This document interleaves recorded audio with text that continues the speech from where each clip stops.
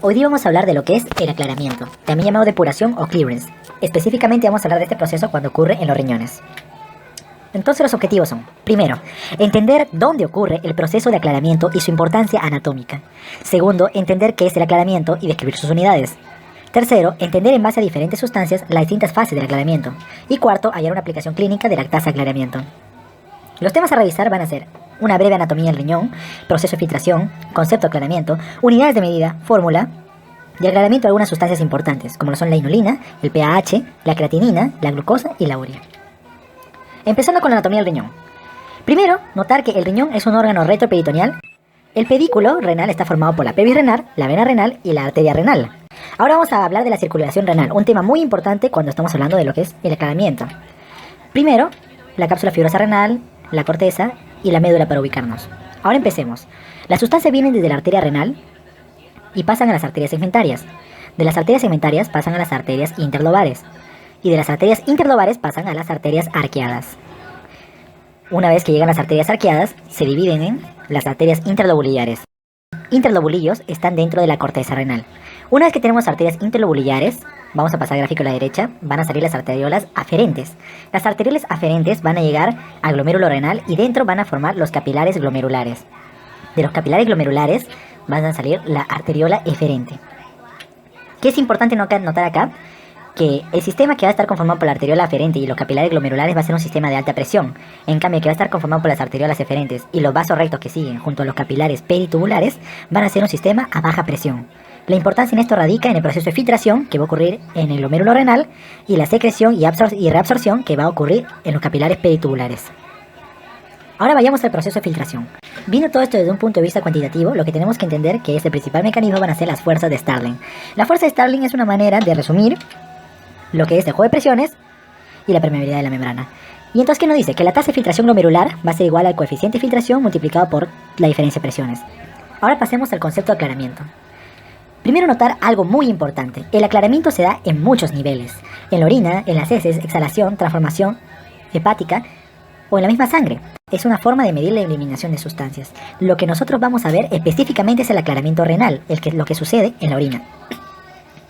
De manera cualitativa, estas sustancias que han sido eliminadas van a ser filtradas, ¿verdad? Pero no solo van a ser filtradas, también pueden ser reabsorbidas o secretadas. Así notamos que la excreción neta depende de la filtración, la reabsorción y la secreción. Ahora vamos a ver las unidades de medida. ¿Por qué es importante tener en cuenta las unidades de medida? Para entender verdaderamente qué es el concepto de aclaramiento. Entonces, empecemos con algo básico. La concentración plasmática en la arteria renal, la concentración plasmática en la vena renal y la concentración de una sustancia X en la orina. Póngase, yo tengo mi sustancia X en mi arteria renal y va a pasar a mi arteriola aferente y va a llegar a mis capilares glomerulares. En mis capilares glomerulares va a filtrar. ¿Cuánto va a filtrar? Un 20% va a filtrar de sustancia X. Va a quedar una sustancia remanente, un 80% más o menos, en lo que es la arteriola eferente. De aquí va a pasar al sistema de capilares peritubulares, donde se va a reabsorber o a excretar. Y todo esto va a salir ¿cómo? Va a salir a través de la vena renal con una concentración plasmática. ¿Cómo cuantificamos eso? Lo vamos a cuantificar con esta fórmula que se llama aclaramiento plasmático. Y ahora sí podemos definir correctamente el aclaramiento. La capacidad del riñón para depurar o eliminar una sustancia del plasma sanguíneo. ¿Y cómo lo medimos? El aclaramiento plasmático es igual al flujo urinario por la concentración urinaria entre la concentración plasmática. Ahora ustedes dirán, ¿qué tiene que ver todo el proceso de concentraciones que hemos estado hablando de la arteriola eferente y aferente con esta fórmula? Sencillo. Si notamos, el flujo urinario está en mililitros por minuto y se multiplica por la concentración urinaria. La concentración urinaria está en miligramos por mililitro. Entonces, ¿qué estamos multiplicando? Estamos multiplicando flujo por concentración. ¿Y esto qué nos va a dar? Nos va a dar la tasa de excreción renal. ¿Esto qué quiere decir? La cantidad de una sustancia, o sea, la masa excretada en un tiempo, un minuto, por ejemplo. Y ahora, esta cantidad de sustancia que hemos excretado debe ser necesariamente la cantidad de sustancia que se ha sacado de todo el sistema de arteriola aferente, eferente y de los peritubulares. Y toda esa sustancia que se ha sacado termina siendo un negativo. ¿En dónde? En la concentración plasmática venosa de la vena renal. Esta es la concentración plasmática que vamos a medir. ¿Qué otra manera de entender esto? De que después de un proceso de filtrado, secreción y reabsorción, yo voy a tener un volumen aclarado en un tiempo determinado. Eso es el aclaramiento matemáticamente. Ahora vamos a ver algunas sustancias para que reforcemos este concepto de aclaramiento y para entender las aplicaciones clínicas. Primero, hablemos de la inulina. ¿Qué notamos aquí? Que la cantidad que se reabsorbe o secreta de la inulina es nula. ¿Qué importancia tiene esto? Que cuando yo tengo mi inulina y va a pasar por mi cápsula de Bowman, va a haber un porcentaje que se va a filtrar, va a ser el 20%, y va a haber otro porcentaje que va a ser el 80% que va a permanecer en la arteriola eferente. ¿Y ahora qué pasa? No va a secretar a los túbulos ninguna sustancia, tampoco va a reabsorber ninguna sustancia de la orina. Estoy hablando específicamente de la inulina. Entonces, ¿qué obtenemos? Que al final todo lo filtrado de inulina va a ser todo lo excretado de inulina. No hay parte reabsorbida y no hay parte secretada. Que la inulina nos termina dando la tasa de filtración glomerular. Ahora vamos a hablar de otra sustancia, el PAH, que es el ácido para amino hipúrico. PAH sí se secreta, pero no se reabsorbe. Cantidad excretada va a ser igual a la cantidad filtrada de PAH más la cantidad segregada. Volvamos a entender esto. El PAH va a pasar por los capilares glomerulares, va a haber un 20% que va a ser filtrado y luego va a permanecer un remanente de las arteriolas eferentes, va a llegar a los capilares peritubulares y el resto de PAH que está en los capilares peritubulares se va a segregar. Y básicamente todo el PAH termina estando en el túbulo y no hay nada en la sangre. Esto va a ser igual al flujo plasmático renal. Sin embargo, en la realidad, no todo el PAH se secreta un 90% aproximadamente, entonces no llega a ser todo el flujo plasmático renal y se le domina con otro valor, el flujo plasmático renal efectivo. Ahora vamos a ver lo que es el aclaramiento de la creatinina. ¿Por qué la importancia de la creatinina?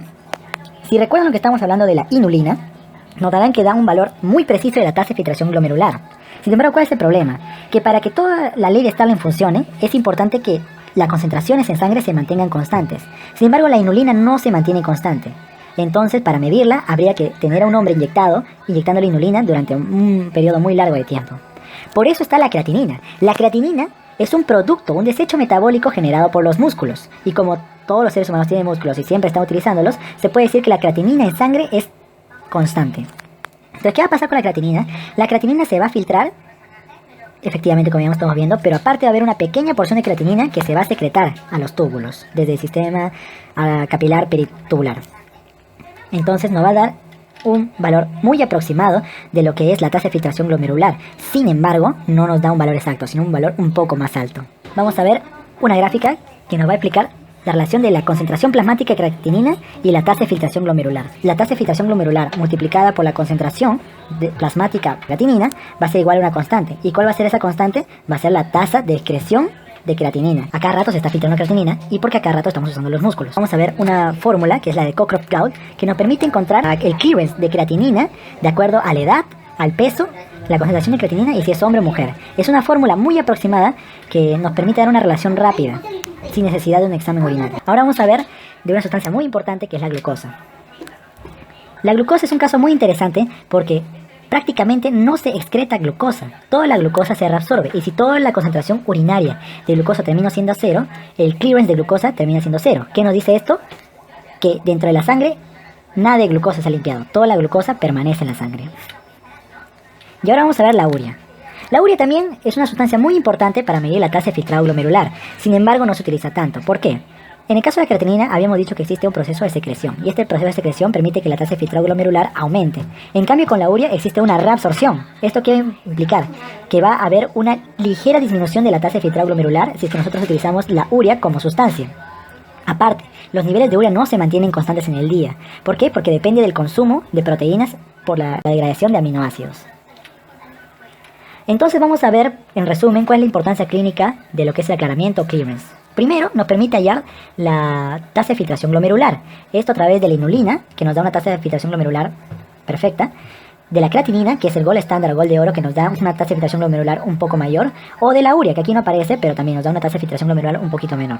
Segundo, a través de la medición del flujo plasmático renal, como con el PAH, como ya estábamos viendo. Tercero, la medición de lo que es el flujo sanguíneo renal.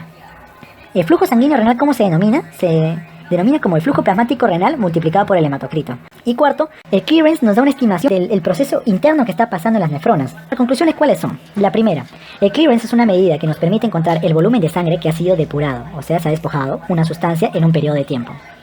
Segundo, el clearance se calcula en base a la concentración urinaria y el flujo urinario, que juntos forman la tasa de excreción renal, o sea, la cantidad secretada en un periodo de tiempo. Y en base a la concentración plasmática. Muchos confunden al final la concentración de la arteriola aferente con la concentración de la arteriola eferente con la concentración que aparece en la vena renal. Y por último, el aclaramiento sirve para estimar dos parámetros muy importantes dentro de la función renal, la tasa de filtración glomerular y el flujo plasmático renal.